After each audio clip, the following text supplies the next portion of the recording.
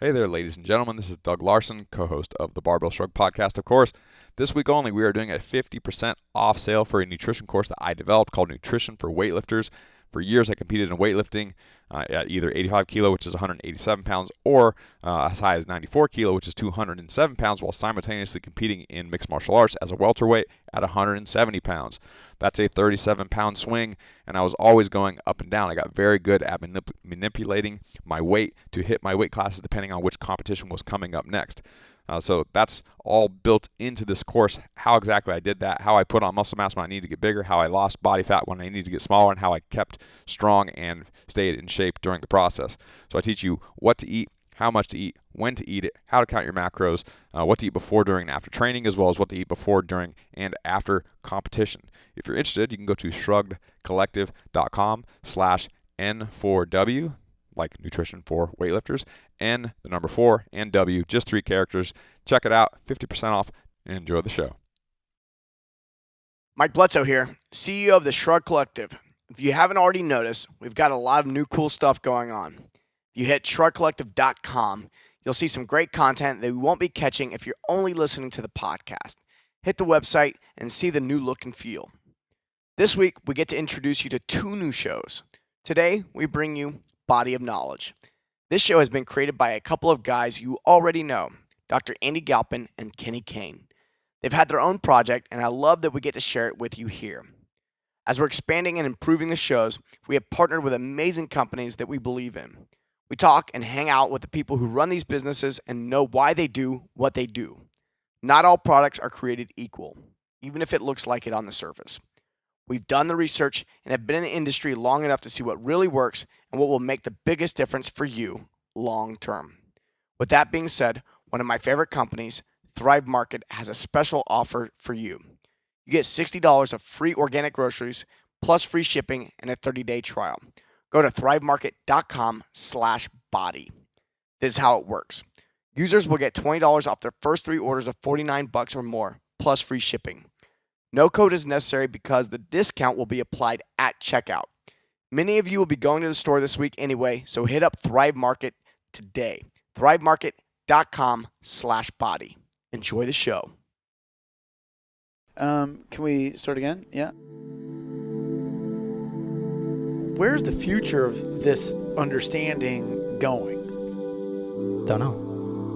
Why? Anyways.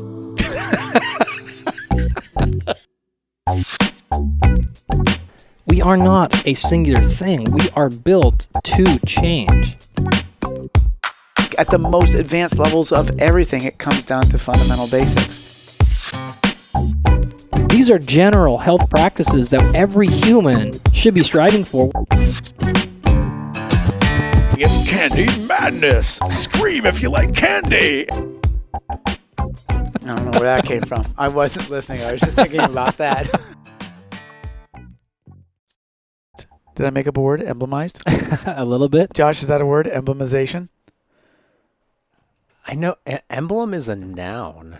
I don't know if you can make emblem for this show, because it's the body of knowledge. We get to make. We are adding to the collective body of words. As a smart man I knew once said, "Words don't own me; I own them." That was Dane Cook, by the way. So,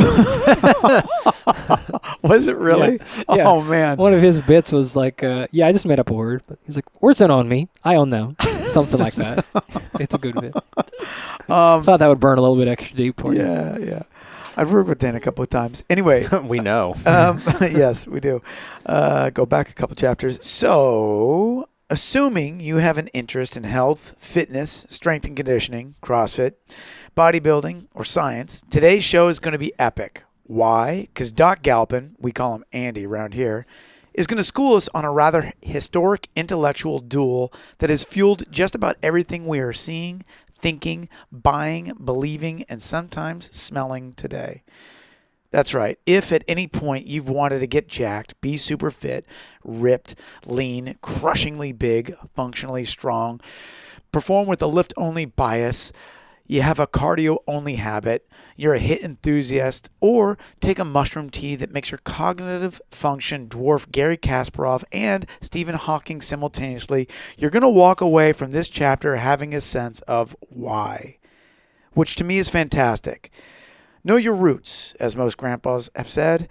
And today, we're all about understanding our history on the body of knowledge. The stage is set. 1940 Springfield College. The top strength coach of the time, Bob Hoffman, versus Peter Karpovich, the top exercise physiologist of the time. Andy, what happened? The winner of the showdown, Kenny, single-handedly created what we now know as the fitness and supplement industry. So the stakes were high. There was ego on the line, there was reputation, and really the arc of the entire industry and field as we know it was all coming down to a single moment. In fact, it all came down to a backflip.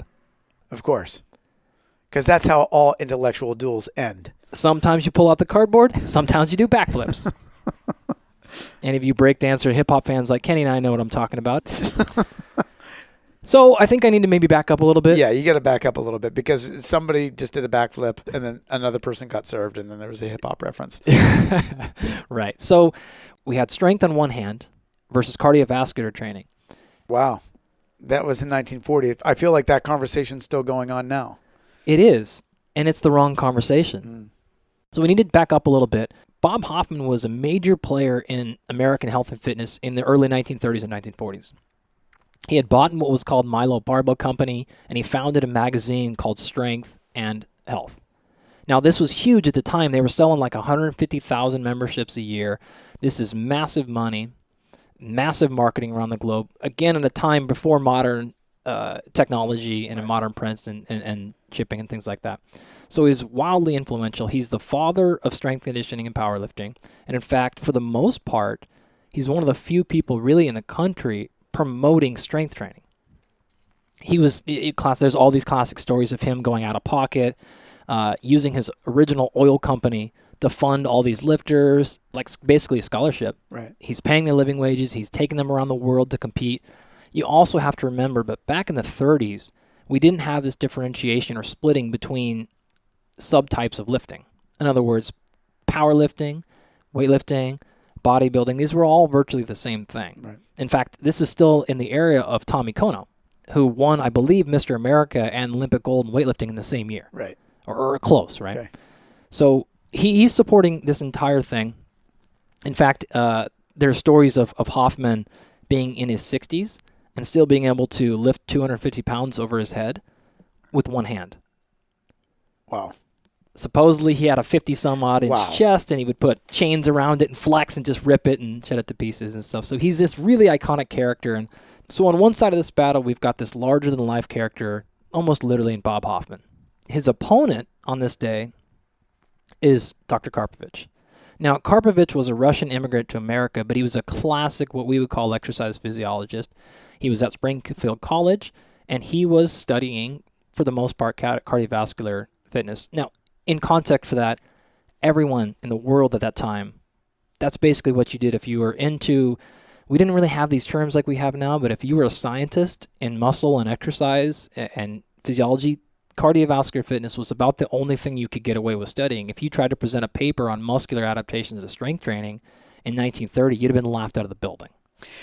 So what we've got is like the thought leader in the intellectual elite versus sort of this strong man that's going around and developing a handful of people's bodies with out of his own pocket, but then also out of his subscriptions and the somewhat large for the time followership that he had. Yeah, huge numbers. Yeah. And Karpovich at the time was massively influential on the YMCA, which was basically the only place that people had in the world, certainly in America, to do any sort of physical fitness. Karpovich was going around, and he has this wonderful quote. He did an interview in February 1940, and the journalist asked him, what's your most important scientific task? And he said, quote, to fight these muscle builders. This was a scientific agenda. Right. Karpovich wasn't just pro-cardiovascular training. He was also anti-strength training. Right. There was a strong culture at the time of most of the leading scientists in the world that strength training was detrimental, and in fact, it was extremely unhealthy. And there's a very clear reason why that happened. So I need to actually take you back a few more decades. Right. Stick with me here, Kenny. Okay. So we're going to go back to 1861. There was a young Harvard-trained physician named Dr. George Winship. Now, the stories go he was something like 5 feet tall, 100 pounds, was getting picked on in school, decided I don't want to get beat up, pushed around anymore, took actions into his own hands, started strength training. Turned into one of the strongest guys in the world, which was, you have to understand how unbelievable and amazing and how unique this was to in the 1860s to be a physician and to be really, really, really strong. In fact, you can go back and look, but he developed a machine, and he developed this exercise where you pick a huge load up with your hands out in front of you. He called it the healthlift, which is now what people call the deadlift. So that was really the original name for that movement. That's funny. The Russians used to call steroids health injections. Yeah, right? He actually had coined the term strength is health. So Hoffman's magazine that we talked about, Strength and Health, was actually an homage back to Winship's original saying of strength is health. What happened, though, was a few years later, in 1876, Winship dies at the age of 42 of a stroke. That can't be good for the strength community. It crushed it because everyone was like, yeah, you might get stronger, you might be able to lift this horse, but it's bad for your heart. So Karpovich and most of the other academics around the country were still promoting this idea that strength training was actually deleterious to your cardiovascular health. It was dangerous. They had also come up with ideas that it caused you to be muscle bound. This is where that term came from, which is a way of saying if you build too much muscle, you'll lose flexibility. Other things started coming up that it would actually hurt your cognitive function, right? You'd lose mental function and intelligence. You'd get injured. It'd be bad for the joints. And there was all this dogma coming up about the negativity of strength training that some of it is actually still around today in some of the circles. Yeah. And there's a reason for that. And then we've got this young guy who happened to be just like Winship, small, picked on a lot, started strength training, found a love for it, and said, I want to go to school for it. At the time, physical education was the only version of kinesiology, exercise science. It was all wrapped into one. So this youngster named Fraser Ferguson, in the 1930s says, okay, I fell in love with strength training. I've seen it change my body. It's improved my self-image, my confidence, all these things. I want to make a career out of strength training, physical education. So he goes to Springfield College because Springfield College had probably the strongest ties to the YMCA. And if you wanted a career in this field, that's where you had to work. Via Karpovich, the cardio-biased. Right. So Fraser gets to Springfield College, excited to start a career in physical education, and is immediately shocked because all of his professors, including folks like Karpovich and all the people around him, were continually only bashing on strength training. Fraser got so frustrated in class because here were these YMCA and physical education people that had PhDs that he looked up to. He went there to study under these folks, and he felt continually ostracized. And what really made him frustrated was not that they were saying this, but that they were saying these things when he knew they themselves had actually never experienced it. So you've got academics telling you about how, hey, you lift these weights, it's going to be bad for your heart. But they don't do the thing. And they've never tried it. Yeah, they never tried it. And so one day, Fraser lost it. He snapped. He's in Springfield, Massachusetts. He reaches out to Bob Hoffman via snail mail and says, look, here's what's going on. Can you come up here and show my professors? And to Fraser's shock, Hoffman says yes. It's going to go down April 4th, 1940. Everyone shows up. The auditorium is packed. Hoffman's in the back with all of his guys. They're getting ready to put on a show. The audience is filtered in. And now this is, again, almost entirely Springfield students. They know Karpovich there. So everyone's there to see the athletic performance and to see these bodybuilders on stage and these powerlifters. But really, everybody's there to see their guy, Dr. Karpovich, shut down these bodybuilders. Time out just a sec. Is this billed as a show of strength via Bob's people, or is it set up as this opportunity for debate. Well, I think the technical build was the show. It's a show. Yeah. Okay. It's supposed to be an exhibition, An exhibition. Okay. but everyone knows why they're really there. Yeah. So the format is going to be this show, and then Hoffman opens it up for questions at the end, and everybody knows that's when the real show is going to start. So Bob Jones comes out, and he does his handstand on his thumbs. The rest of his guys come out. He's got some power lifters. He's got some weightlifters.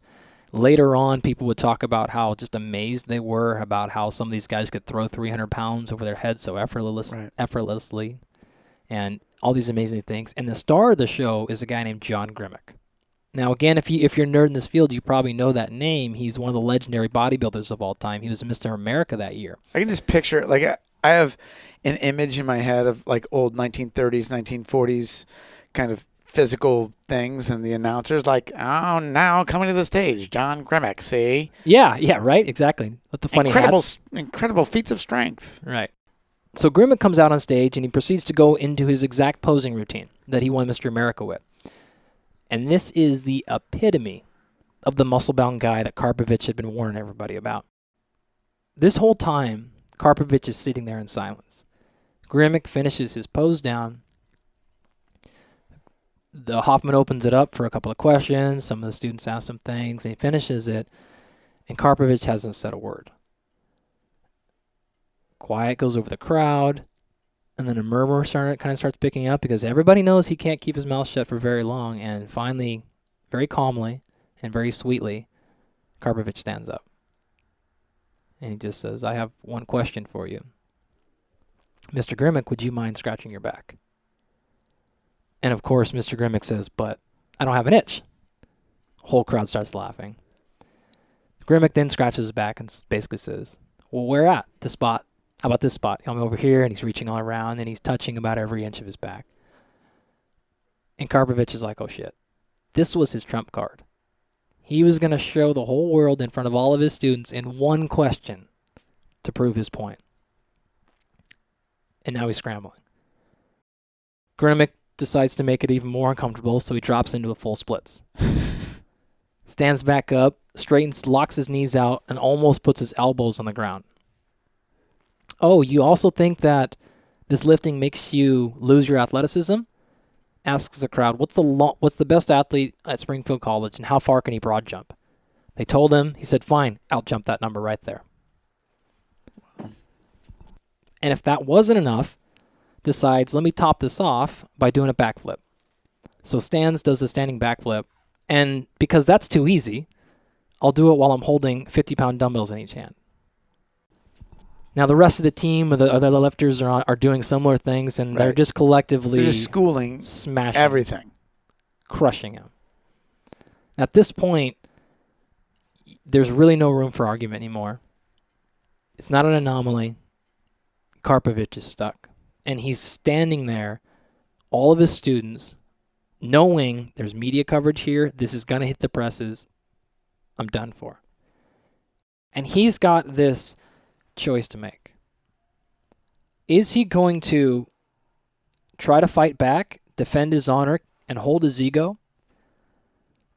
Or is he going to give all that up, admit basically his entire life's work is wrong, figure out what the hell he's going to do with his life from there moving forward, all so that he can actually help and protect the people he's claiming to be doing the science for in the first place?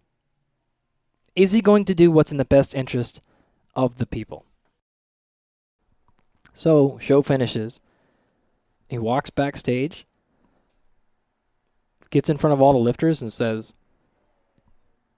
I was wrong, I'm sorry. Profound moment.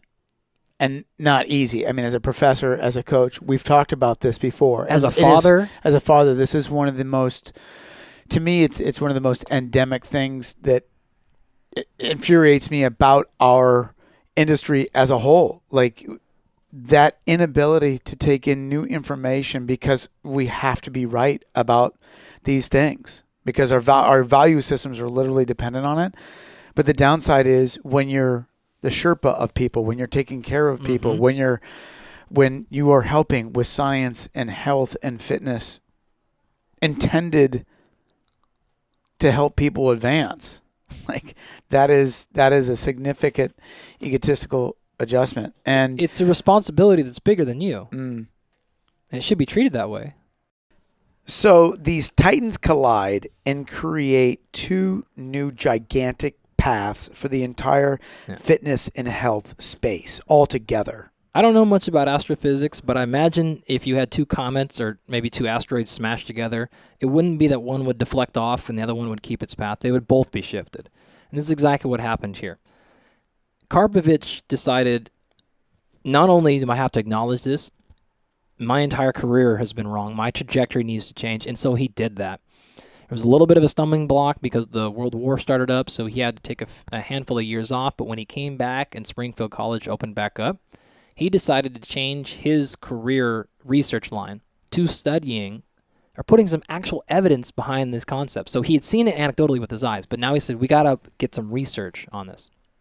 So he lined up a series of studies. His very first study after this showdown, he wanted to tackle this idea of actually making people faster or slower. So he put together some people, looked at those that were strength training, those that weren't, and sure enough, those that strength trained, not only were they not slower, they were significantly faster than those who weren't strength training. So that was, boom, one myth shot down immediately. His second study, because he's firing bullets, right? He's coming out the gate hot here. Boom, let's tackle the next thing. Are you going to get hurt? Is this bad for your joints, ligaments, things like that? Similar idea, a couple of groups, shoots down this idea. In fact, these people who are strength training are not getting hurt. Their joints and ligaments are holding up just fine. Boom, study number 3, let's go big here now. Let's take it, and he looked at 30,000 people, put it together, a big group of people, and said, okay, are any of you people reporting any significant cardiovascular health concerns? Stroke, blood, any of these things. And he didn't find a single incident of cardiovascular problem in the people who are engaging in strength training. So now he's really gotten people's attention, saying this is not, everything we've been saying is systematically wrong. And when we put this under a bigger umbrella of a bunch of people, we're not seeing it. And now let me round out the picture with study number 4, and let's look at cognitive function. And so I think he used the people at Springfield College, and he said, are the people who are lifting doing better, worse, or the same in terms of their GPA in school? And it turns out, surprising enough, people who are doing the lifting had a higher GPA. Interesting. Now, that's causation correlation, but it doesn't matter. What he speculated in his conclusion, though, was almost the same thing that Winship had talked about in the 1860s. The reason he felt like people were doing better in the classroom when they lifted is because the same attributes you had to have to go through that, in his terms, the grind of getting up every day or training when you don't want to train, all these things, pushing through the pain, the physical mountain you had to push, were the same things that you needed to push through the mental to study, to get the work done. And so he felt like the lessons you learned in the weight room were directly transferable to every other function of your life. Not something like you've ever heard before, right? You didn't talk about that all in chapter 2. Man, it's great. It's great to learn this history and understand these significant influences. Absent of this history, we're just all operating in these independent bubbles. But these trajectories are massively important to all of us. Karpovich went on to be one of the strength science's most eminent and visible advocates. He wrote a textbook with a guy named Jim Murray called Weight Training and Athletics, which was one of the most, if not the most, adopted academic textbook in all of physical education. And what really resonates with me about this is, while it looked like he lost that giant battle, he turned out to be the winner because he not only saw his mistakes when presented with that new information, but he took action to fix it. Identify the problem, acknowledge it, but then do something about it. Yeah. So that's what happened with Karpovich. But what happened with Hoffman? I remember you saying that he, in many ways, was the father of the modern fitness and health industry. Yeah. It really launched his company, York Barbell. They were selling probably the most exercise equipment, dumbbells, barbells, than anybody else in America for several decades. He had also, at the same time, was one of the first people to make exercise supplements. Launched a bunch of those. You can look up the history of what's called the National Health Federation, which was an organization that he started. We're not going to get into that today, but if you look into that, you're going to see that it wasn't so clean. He had several lawsuits come his way, putting things in the supplements that made them work a little bit more effectively than others. And I'm imagining a little bit more experimental. Yeah, I'm not necessarily telling you what was in them, and which is why people, again, credit him saying, "What's in this? Don't worry about it." Yeah. Boy, I feel great. Yeah. Right. So that's why they give him the credit for really starting stop training the supplement industry as well.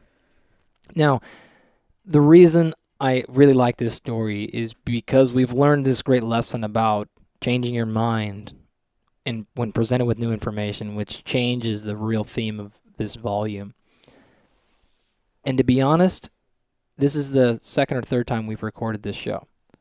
And that's because we did it the first time, and Josh and I were sitting back, and it just wasn't really sitting right. And we couldn't get our thumbs on what exactly wasn't right about it. And it took us a while to realize, although we knew this story, we hadn't ourselves really learned the lesson yet. And it's bigger than just change your mind when presented with new information. It really came down to highlighting the same mistake that Josh and I had personally made. We thought this taught us, hey, strength training is not bad for you. That was the lesson here. That's not the lesson. It's not about whether or not strength training is better than cardiovascular training or the opposite. That's the wrong question. Karpovich had made a mistake because he thought one was better than the other, but Hoffman was making the exact same one too, just in the other direction. Right. Josh and I, for years, were advocates of basically strength training only. It's funny because both of our wives that are sitting here came at us with basically the opposite, primarily a cardiovascular dominant background and almost a fear of strength training. All under the giant umbrella of health. Yeah, and what's crazy is and fitness. Karpovich and Hoffman were trying to do the same thing. They both were genuinely interested in improving people's life, health, quality of fitness. They just believed there were in different ways to get there. They honestly, in their hearts, thought they were doing what was best for most people, but they just differed on how to get there. So their intent was the same, but they were fighting over something that was the wrong battle in the first place. It's not a matter of this being better than that. Is overall strength important for mortality? Absolutely. And there have been dozens of studies showing that stronger people live longer. But at the same time, equal information has been shown on the other side. People that have a higher VO2 max, that have a lower resting heart rate, they also live longer. It's not which one's better for you. The answer is clear. If we want to maximize our overall health and fitness in most people, in the general population, we need some balance of both attributes. That's the real lesson I learned after going through this chapter. There's an interesting thing about bias in human beings. Like, we're really, Michael Blevins pointed this out, we're really good at lying to ourselves. And we're really good at confirmation bias. So I believe something is true. I go find evidence that confirms that thing that I think is true. And with most people, they see evidence counter to the thing they believe and they just dismiss it, which is where having like really high level principles matter. So, you know, I hear the Karpovich story, and that gives me evidence that Karpovich was really dedicated to the people that he was trying to do the studies for, or that he was trying to do science in service of. And when he was presented with evidence that contradicted his beliefs about how to get people to better health, that was okay fundamentally because it was getting closer to the truth rather than just simply furthering his agenda that was based on whatever bias or experience and circumstances that he had. You know, for me personally, I grew up doing strength training and playing football and doing track and things like that. And that had worked for me. So naturally, I believed this will work for everybody because it worked for me because my experience was so shaped by strength training. And at the time when you're 22, that's probably enough to keep you fairly cardiovascularly fit. Heart rate was fairly low. I mean, relative, right? Right. I mean, the worst part of track practice, so I did shot and I threw the shot put and threw the discus. The worst part of track practice every day was the 2-lap warm-up.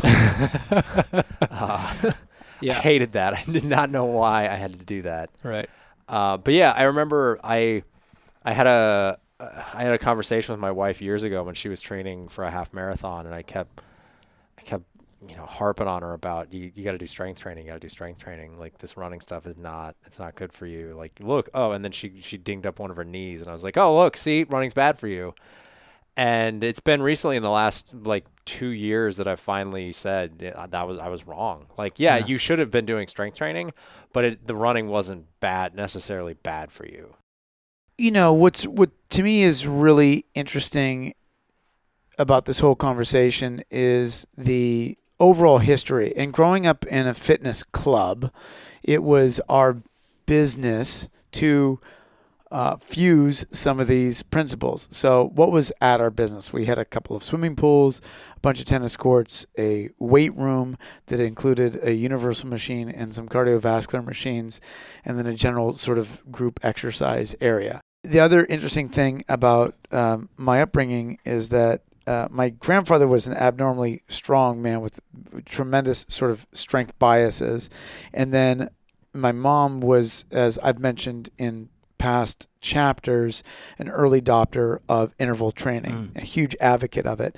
And she was also very big on plyometric, explosive style training. This is things that she was recommending to me in the 80s as I was starting to train for my black belt test, which was going to be a 6-hour test of physicality. And one of the things that I was doing is going for these long runs. I was going, as a 15-year-old for, 15, 16, 18-mile runs. And she's like, what you really should be doing in addition to that is getting in the weight room, lifting some weights, and doing some plyometric training and doing some interval training as well. So she knew that the training needed to be more diverse because the demands of me as an athlete, as then a soccer player and martial artist.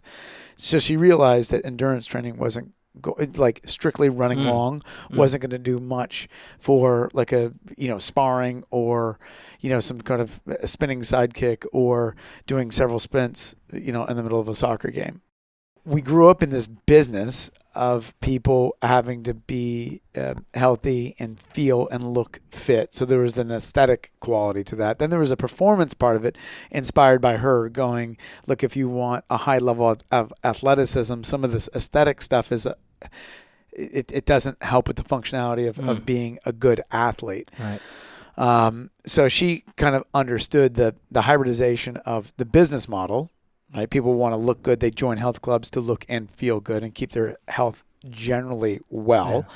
At that time in the 80s, there was a lot of Nautilus equipment coming out, and that was the big sort of thing. Arthur Jones, machines that were keeping people's ranges of motion very limited. We know exactly why that happened. Right, now we do. And we're going to tell you in a later chapter.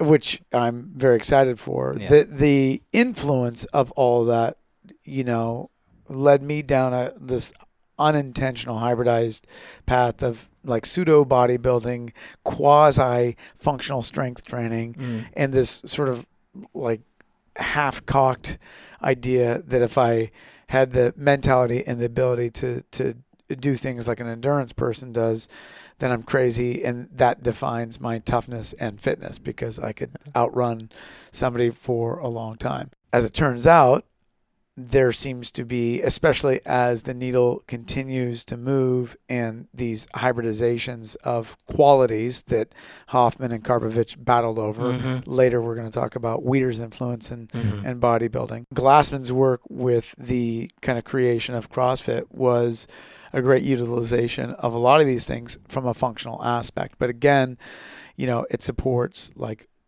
measurable force output, which is unto itself now a very specific thing in a sport unto itself. Yeah. So it's been very interesting watching the evolution of all these things, being in it as somebody who's a practitioner and also somebody who's been involved in the business of it. Yeah. I want to step back a little bit with this conversation, reducing all this to first principles. The goal, the outcome, or the objective is improved health and longevity for the majority of people or the masses. Like, are you moving the needle for lots and lots of people? With that goal in mind, stepping a level down of how to do that, the common theme with all of these different modalities of exercise and fitness is this physiological adaptation. Mm-hmm. So the goal of doing physical exercise or training for your health, this is not to say if your goal is to go to the Olympics for a sport, if you're just a person who wants to live healthy or who wants to live a long time and be healthy, the clear message is that you need to be constantly creating some sort of physiological adaptation, which when I was 15 and started doing Olympic weightlifting, there were huge gains to be made from moving a barbell and squatting heavy because I hadn't specified anything Yes, yet. right. So just doing intense training created a massive amount of adaptation in my young body. But now at almost 30, doing the same snatches and squats and clean and jerks that I did when I was 15 is not going to produce the same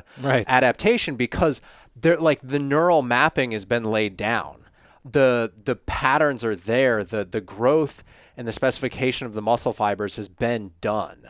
So while I will be fitter from doing heavy snatches today than if I just sat on the couch, I'm not going to get the same marginal benefit as if I went and ran 5 miles, which I've only literally done once in my life. Like there is more ground to gain by me, a very big, strong, explosive athlete, doing things that are not in my wheelhouse. Let me just jump on that real quick. I think one of the biggest things that coaches and scientists make a mistake is that people don't back away from that question enough to look at it clearly. Andy talks a lot about what is the point of programming. We do as well. And the point is just what we're mentioning, and that is to create positive adaptation without breaking people. So that's something that the show is very much behind. But typically, that is something that is often lost because of these biases that we've been talking about thematically within the show. People have an axe to grind, a point to prove, or a lot to lose if they are viewed as somebody who, if their insight isn't proven with their followers doing their thing, then they will lose value. So there's actual real economic value to be lost in this fitness science space if your thing isn't correct. And I think that that's where we unfortunately misguide, abuse, and maltreat our populations that follow us if we're not mindful of that very fragile question and equation. Yeah, creating the overload's easy.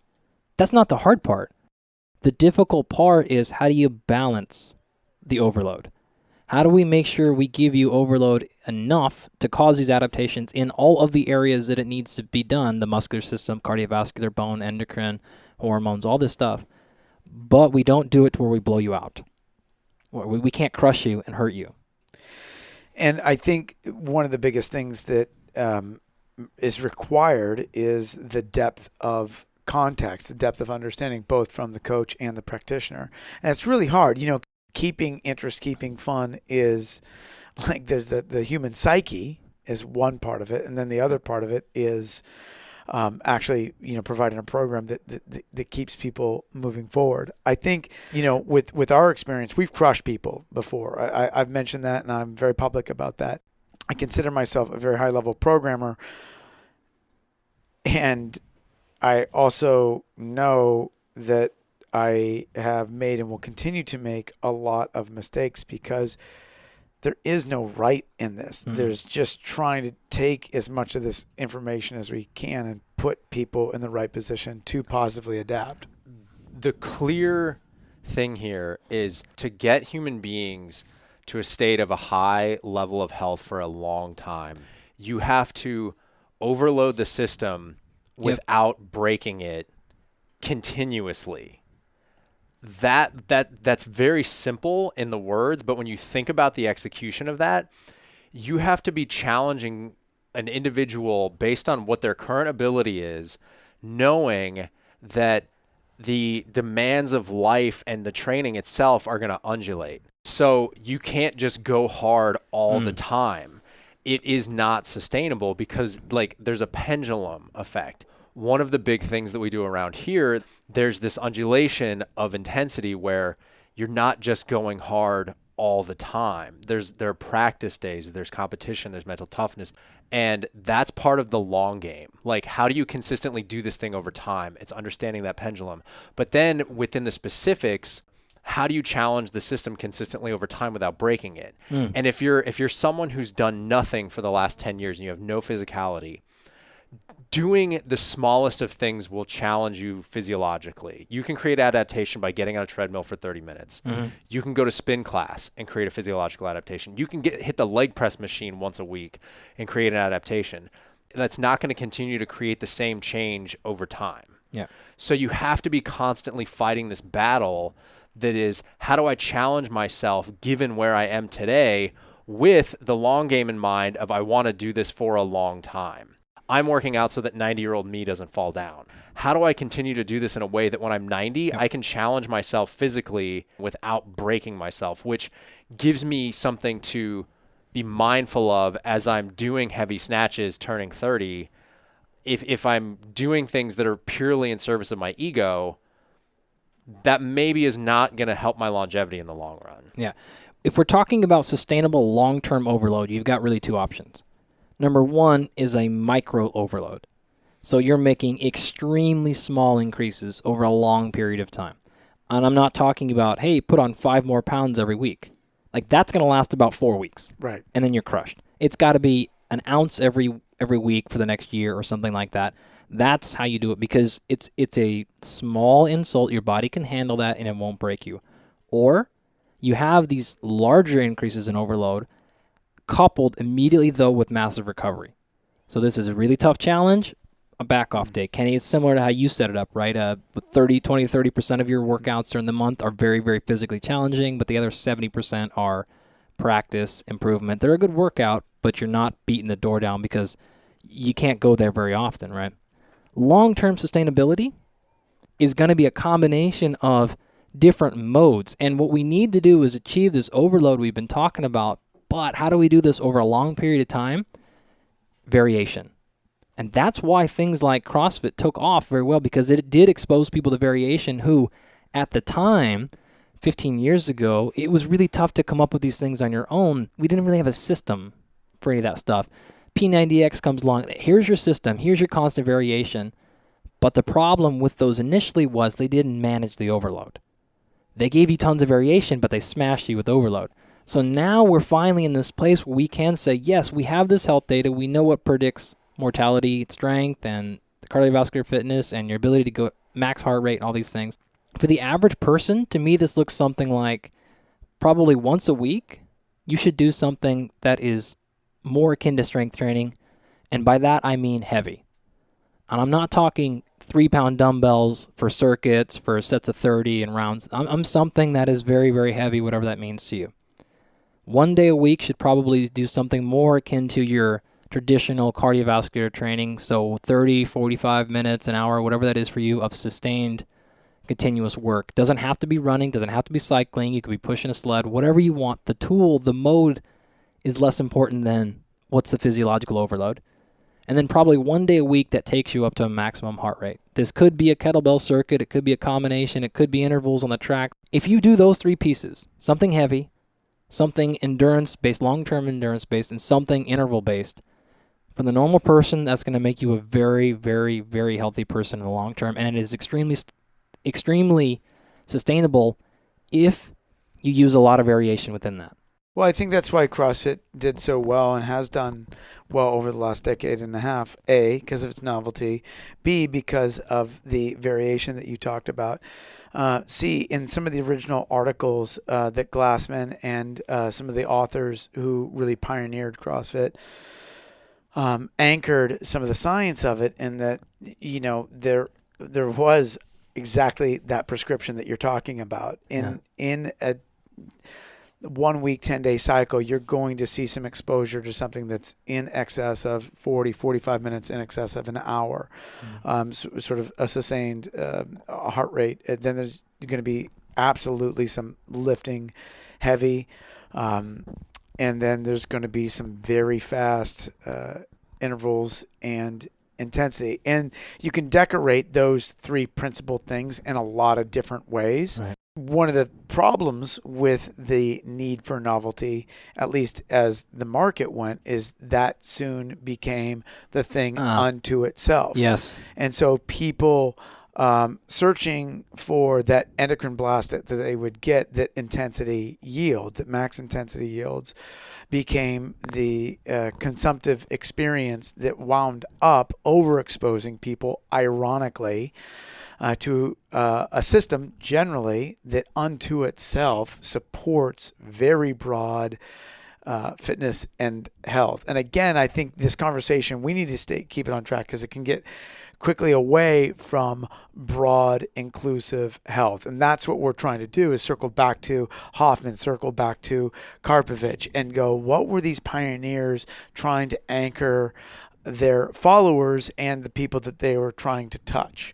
They were trying to anchor them in general health. Here we are at this moment of physical culture where, wow, we know more than we ever have before, yet even the thing that's recently most effective with its sort of simplicity in some ways is CrossFit. On the exposure of it, you get people beating themselves down because of over-intensity too many times, too often. And so that's the hardest part. We're talking about programming, how not to throw people into walls. And that is the dance that continues to keep our feet shuffling, I suppose.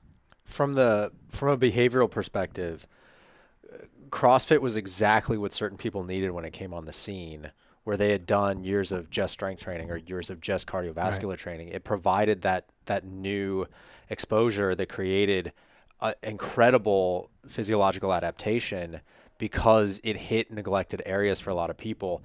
Conversely, on the other side of the spectrum, when you throw people who have all kinds of excitement and motivation and drive to change into a world of very, very high intensity, that can lead to negative outcomes where you tax the system too much and it creates harm or it creates damage that then leads to people shying away from fitness or exercise in general because it's now an existential threat and not a challenge that can be overcome to create adaptation. Yeah, Kenny, you definitely have the most experience of all of us. How would a normal person figure out, like, when do I back off? When do I not? Have I gone to the well with this intensity too much? Any advice you could give? Yeah, I mean, there's the general one that an old coach taught me. Are you hungry, horny, and happy? Which is the basic 3 questions you need to ask about any person in any field overtraining. Because if those 3 things are set, then you're probably training just about right, or your exposures are just about right. One of the things that I see very chronically in our sort of high intensity populations is that horny and happy factor. People start to get pretty grumpy, and that's when I start going, okay, look, we're pushing a little too much here. Yeah. I think for the general population, it starts with awareness, understanding. I'm a huge advocate of coaching relationships. I refer to an interview that I'd done some years ago with Joe Douglas, who was one of the founders of the Santa Monica Track Club. And one of the things that he struck me as, well, first of all, he had 67 American records and 37 world records. Jeez. During his time as a track coach. And you're gonna learn a lot from a guy like that. But one of the things that he said to me is, like, I got to be able every day to look my athletes in the eyes and see the whites of their eyes, and I'll know what to do with them at that point. Yeah. I witnessed him doing that. I used to go out and watch him coach his practices, and he would have people go harder based on what he was intuiting and feeling, and that was based on a huge, decades of experience, science, and success. Another coach that I refer to, in addition to my mom, was the 96 Olympic coach. She was somebody that was hybridizing all sorts of things in the 90s. She was combining endurance training with weightlifting, explosive lifting, mixing energetic systems within runs. But here was somebody who would also, the moment that she knew that your roommate was sick in college, she just kind of like glance at you, same thing that Joe Douglas would do, and send you home and go, but I feel great.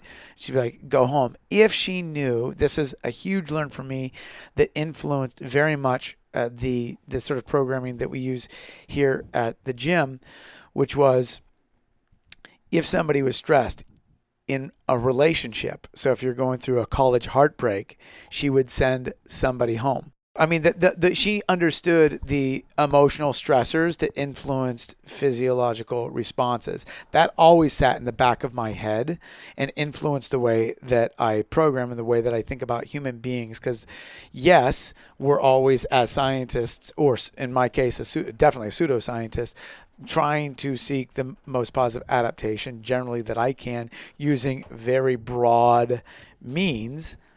But we're dealing with humans, so they have to have a space within their training sessions to be just that, humans, knowing that other stressors are going to influence their physiology. Kenny, I want to ask you a favor that's one of the most annoying questions you get, and you probably get it a lot, but I want it anyways. Imagine there's a listener at home, maybe new into fitness or not into it at all, and says, okay, you've convinced me, I want to do this well-rounded. Can you just give them a very basic and general, okay, a week workout would do this then. Monday, I would say do this. Wednesday, do this. And Friday, do this. And if they want to be, give me something basic. Yeah, I would use the formula that you laid out. First of all, I would say get out in the sunshine and move around for an hour, at least a week. Literally get in whatever sunlight your situation provides, even if it's clouded. Additionally, if you don't have many means, if you're getting out on foot or on bike or even in a pool, let's say, most ideally in sunlight, the other thing that you can do is find a hill that takes you, when you push yourself to get up it, somewhere between 30 seconds and 60 seconds to get to the top. Okay. And it doesn't have to be perfect. You and I, Andy, could go back and forth about what is the most favorable work-rest adaptation, and I could point you 50 different ways to why you would want to rest longer or shorter. But the bottom line is get to the bottom of the hill, sprint to the top of it as fast as you can, let your heart rate come down a little bit, go back up, do it again. Do that a handful of times, anywhere between 4 and 6 times, depending on the length of the hill.